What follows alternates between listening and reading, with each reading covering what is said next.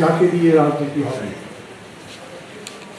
আজকে সবার সভাপতি চেনেন সবাই, কি মনে হয় তাকে দিয়ে রাজনীতি হবে? হবে? একটু আগে ঝড় যে কথা বললো তাকে দিয়ে হবে?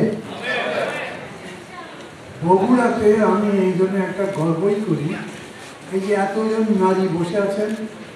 সাধারণত জেলায় মিটিং করতে গেলে এত নারী থাকে না, তার মধ্যে আবার নারীদের 2 জন 3 জন 4 জন কথা বলতে পারে, এরকম পাওয়াই যায় না। এবার সাথে মেম্বার সেক্রেটারি ছিল, মানে সদস্য সচিব ছিল মামুন। গাধার মতো পরিশ্রম করতে পারে না, ওকে গাধা বলছি না, মানে পরিশ্রম করার যোগ্যতা ক্ষমতায় লোকে, রোদ বৃষ্টি ঝড় পড়ে না, সব কিছুর মধ্যে একটা খুবই দুরূহ চাকরি করে। সেই চাকরির মধ্যে থেকে সময় বার করাই কঠিন, কিন্তু তারপরে দলের সাথে আছে।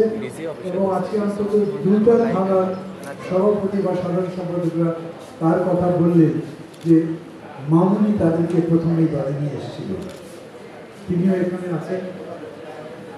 আমি এই জন্যে আমার বাড়ি বগুড়া বলে নয়, আমি সারা দেশকে নিয়ে স্বপ্ন দেখি, আর বগুড়া বাড়ি বলে বগুড়াকে নিয়ে আলাদা একটা স্বপ্ন দেখি। সেই স্বপ্ন হচ্ছে বগুড়ার কথা সবাই বলবে যে এই জায়গা, এই জেলা রাজনীতিতে, সংস্কৃতিতে, আন্দোলনে অন্যান্য জেলার চাইতে এগিয়ে আছে, পিছিয়ে নেই। এরকম হবে? প্রথম যখন এই উদ্যোগটা নিলাম তখন শুরু হলো, যাত্রা খুব ভালো হলো, কিন্তু আজকে এই সভা দেখে আমার মনে হচ্ছে যে আমরা এগোচ্ছি। আর আমি কমিটির সদস্যবৃন্দ এবং আমাদের জেলার সদস্যবৃন্দ এবং আমার সহযোদ্ধা এবং সহযোগী ভাই বোনেরা, আসসালামু আলাইকুম। তো আমি এখানে বিগত অনেক দিন থেকে এই নাগরিক ঐক্য সংগঠনে জড়িত আছি।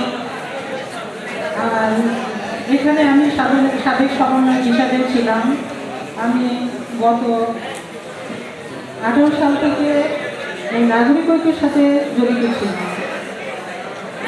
আজকেও এই পর্যন্ত আমি এখানে সবার সাথে আপনাদের মাঝে আমি উপস্থিত হয়েছি। তো যাক, আজকে আমার স্যার আমাকে এখানে সভাপতি হিসাবে আমাকে ঘোষণা দিয়েছেন।